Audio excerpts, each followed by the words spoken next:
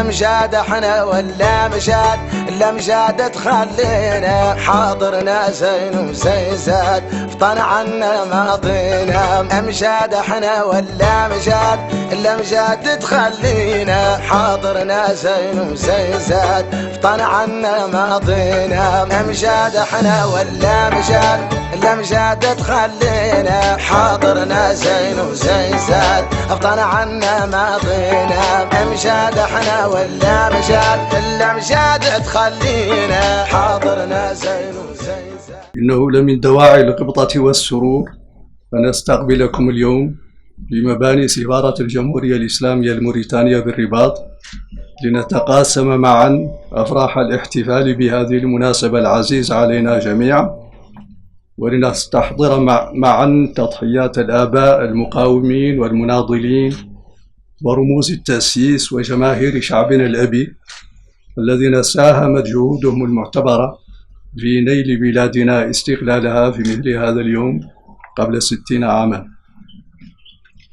وعلى الرغم من الظروف التي يعيشها العالم جراء جائحة كوفيد وما أملته من إجراءات حدت إلى مستوى كبير من فرص اللقاء وتنظيم مثل هذه الأنشطة على الشكل الذي يتيح مشاركة أكبر عدد ممكن من جاليتنا فيها، إلا أن السفارة ارتأت مع ذلك لا يمر هذا اليوم دون احتفاء ولو متواضع، وهو ما تجسد المراسم التي نخلدها في هذه اللحظات، حيث تتوخى هذه الأنشطة مبدأ التواصل المباشر مع مختلف أطياف جاليتنا وإشراكها الفعال في مهام البعثة، تجسيدا لرؤية فخامة رئيس الجمهورية السيد محمد الشيخ الغزواني وتعهداته بجعل دبلوماسيتنا بداية الاستشهاد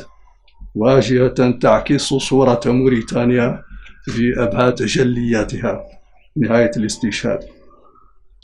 وستسعى السفارة في هذا المضمار إلى مشورة جاليتنا ووضعها في صميم عمل البعثة الدبلوماسية، باعتبار ذلك إحدى المهام الرئيسية لها.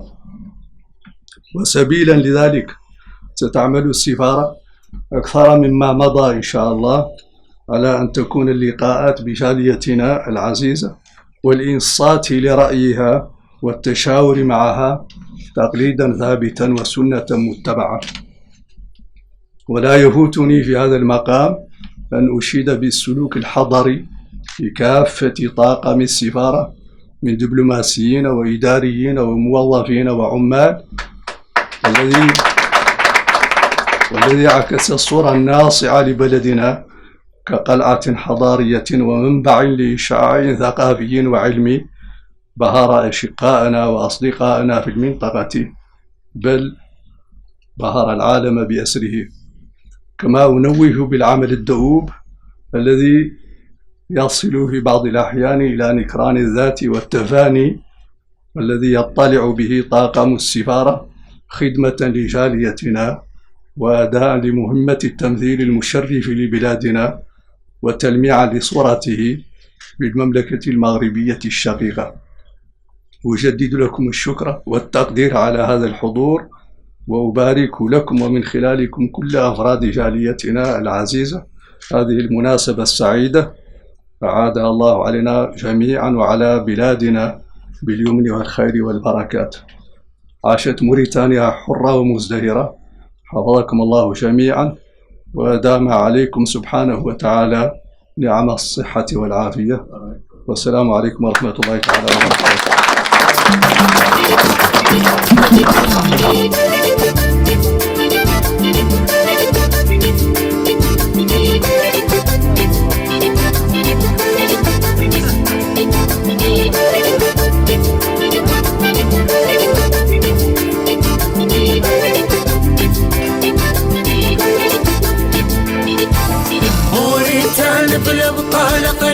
موريتانيا بالأبطال قرس بتاريخ النضال له قولة قالك بولس تقلع هو الاستقلال.